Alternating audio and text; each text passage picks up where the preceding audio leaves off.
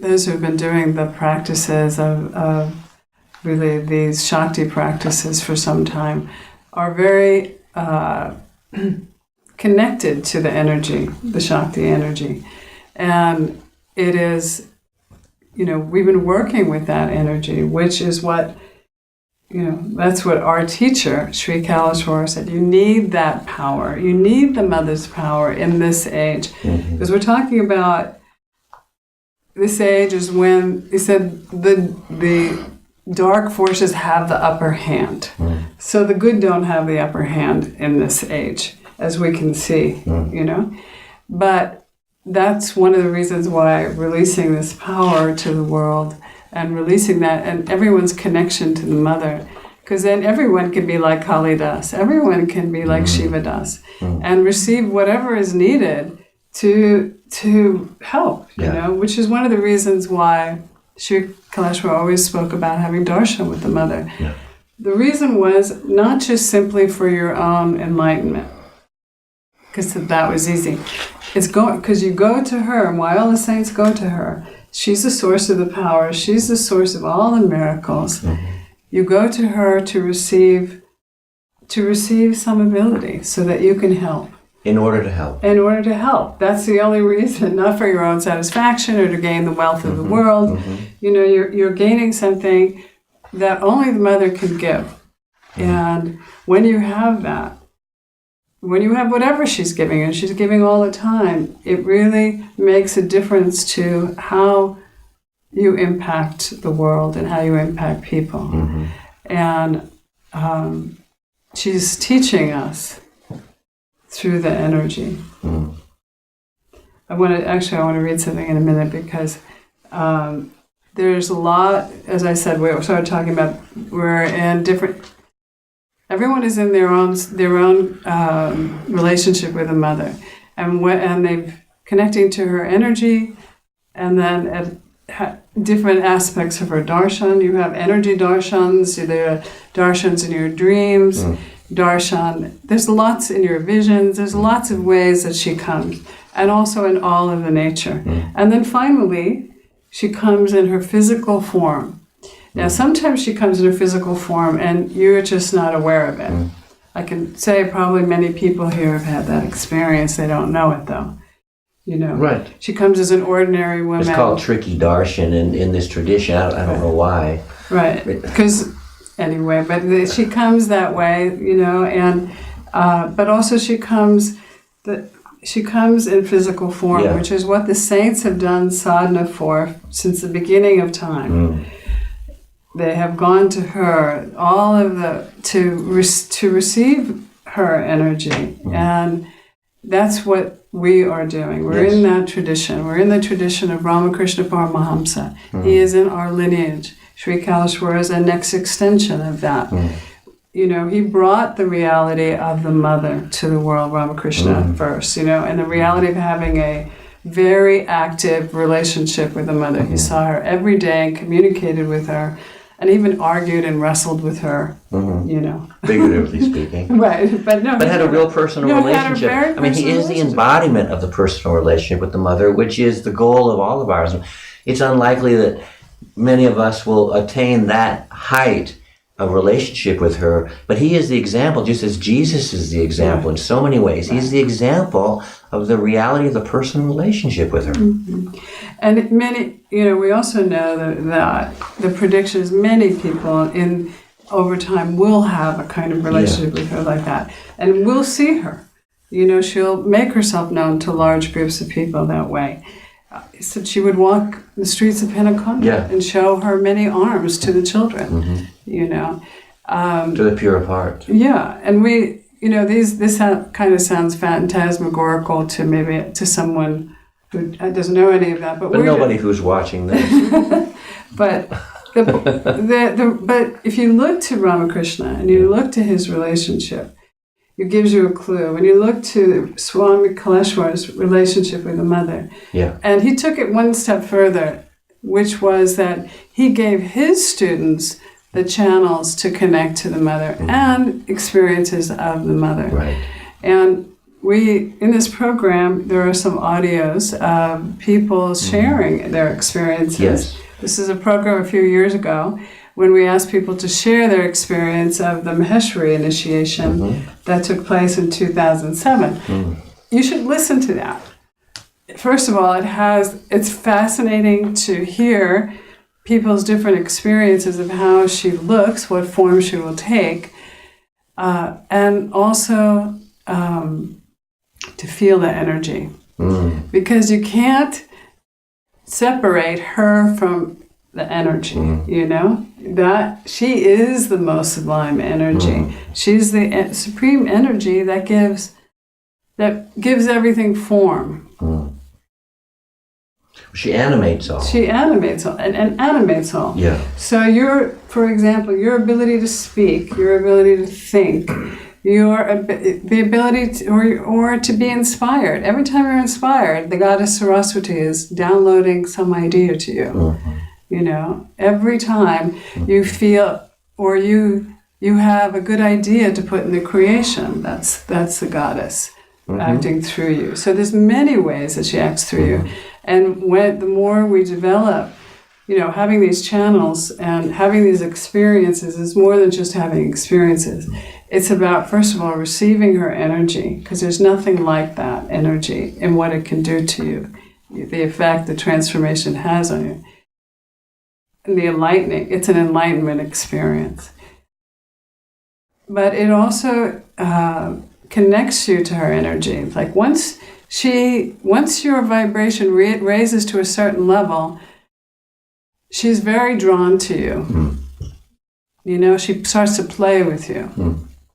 You know, she has this creation that's huge, billions, trillions, whatever, and they're all going along fine. But then when certain of her children start to wake up, and they start and their vibration goes to a certain level, then she pays attention, and then she starts to play in a different way. Well, she's raising us, She's raising us. I mean, yes, everything is there. She's like a gardener, and there's a massive garden, and it's there, and it's taken care. There's a lot of rules that are taken care. The watering system's in place. The weather's understood. And so, but just as any gardener, if a plant starts to do well, you'll never not pay attention to that plant. And what is the purpose of this creation? The purpose is for each of us in the human lifetime to wake up and recognize our true natures. And our true natures are actually creators, same as. We're not God, but there is no difference. There's no separation. As you said, when we have experiences of her closer and closer, then you can't separate your energy from that. Even listening to a person talk about a story that's 10 years old, listen to them recount in a very, you know, they're really reliving it, they're open, they're relaxed. Wow, you'll feel that energy. That is her. Yeah. And that's something to point out right now. This is a dark age, there's no doubt about it. This is an age of materialism and an age of extreme suffering. We won't talk about karmas or anything like that. We'll just say, this is the world we live in.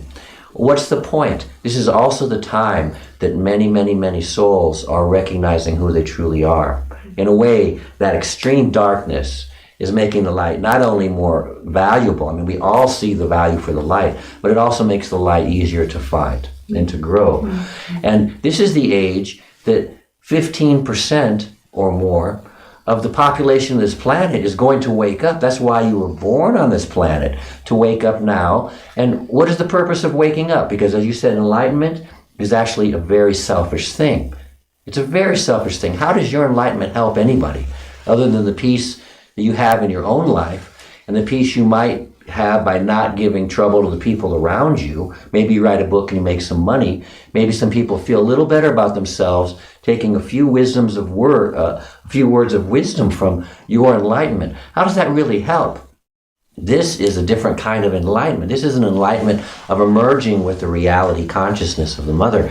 And that, in turn, changes the very creation.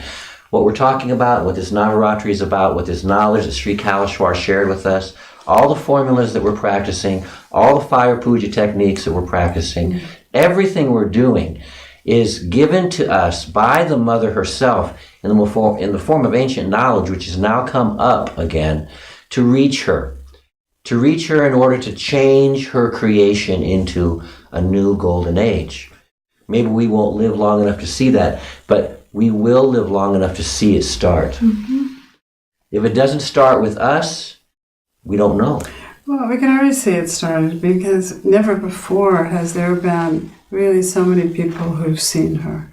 Really. That, as I bring up Ramakrishna Paramahamsa because he is a great saint from the 18th century, and it was a very rare thing. And, that this has happened is only an indication of exactly that new age that's coming. When people would, number one of the most important things in that age is that the mother has to be remembered again. We cannot have, just thinking of God as only a male. They're both male. God is mother and father to us. Both energies are necessary there. We need to understand that.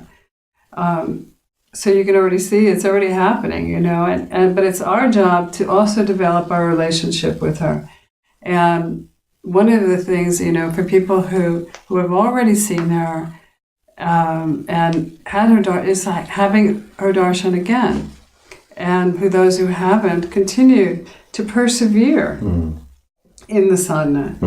We were in India not that long ago and saw a temple in Mussoorie. Remember that? It was a temple that was I'd never seen anything like it because it was this beautiful white structure. And in India, nothing looks like that, Nothing's so clean no and temple looks like that. It was like, what's going on there, And then we went there just because someone told us what it was. And there was this devotee of the mother's who practiced for 40 or 50 years in that spot. In that spot, with the sadhana to have her darshan. 40 or 50 years, every day. Complete sacrifice. No other life. Right, no, that... Which is the usual way to find the mother. Which is the usual way. But the persistence, the persistence, And then she appeared. Yes. And, he asked her, he actually asked, she said, what boon do you want? Which is something she would ask. Like a child, what do you want? What do you want? You called me, what do you want? Every mother knows that. And he said, just to protect this. Yes, just protect. Just protect. So there was a big earthquake there many years later. Well, just like in the early 90s, this happened in the 1860s, and they built this temple to mark that spot. And then 100 and something years later, a massive earthquake happens in the area. And the entire area around it was destroyed, but not that temple and not that village. And there were so many stories of these, of saints wanting to see her and doing this extraordinary practice, doing sadhana, doing their, being persistent. It takes that one-pointedness and persistence. And you can't let go of that. You can't say, oh, well, I want that today. Well, maybe tomorrow, It's like, no, it has to be, she requires that dedication. So, one of the things is how do we connect with her all the time? And we need to have our attention always on the divine. No matter what we're doing in our life, each minute, however we say, it's like, okay, mother is there, I see your form, I recognize that. You always have to have that. And that's her play with us. To see, are we going to get diverted by the latest thought? Are we going to get diverted by the latest interesting thing? Oh, that's appealing to me, that relationship, or that negative gossip. Or that negative gossip, or whatever it is, And that's how she's constantly training us. Okay, you want me? You want to know me? Well, she requires that dedication and focus. Okay, you have to have that. And we have it a lot luckier, actually. Some of the saints did unbelievable sadhana. Jesus did 9 years of sadhana just before he saw the Chamundeshwari form of the goddess. 9 years, and that goes without saying who that is. Exactly. Nobody ever did sadhana as well as Jesus. Yeah. So number one. We have to maintain that too, and also develop our relationship with her. Really, she's teaching us all the time. How is she teaching us? Through the energy. That's why we say, okay, we have to follow the energy. What is that energy? Why are we following that energy? Because that's how she's showing us. She is the energy, and she's showing us. So you can see all the great things. What it drives you crazy because they have to follow the energy. So maybe the plan was different, but we're turning right, not left. Yeah, but if you don't follow that, that's how she's teaching. What's a personal relationship? It's a very, very personal relationship. Of course, she's the mother to each one of us. Yes. No more to you than to me. That's right. It's it's equal. It's just we haven't realized that yet. That's right. And nobody has a more or less right to know her. No. And she doesn't. Equal. And she doesn't love one more than the other. Exactly. Think about any mother, 5 children. Do they love one child more than the other?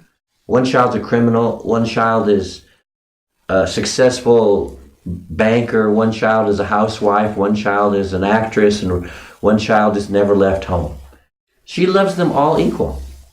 She may have her opinions, like, hey, but when it comes right down to it, she would do anything for each of those. And that's just a reflection of what the mother's love is really. And Swami, we got to listen to, when he wrote this poem that was in the early 2000s, and he was in his stages with the mother too, and so he would share his experiences, and then just go off. I remember once him sitting on his northeast bed, and he just looked. He was in another world. Said you have to know her love and her bliss. You have to experience it.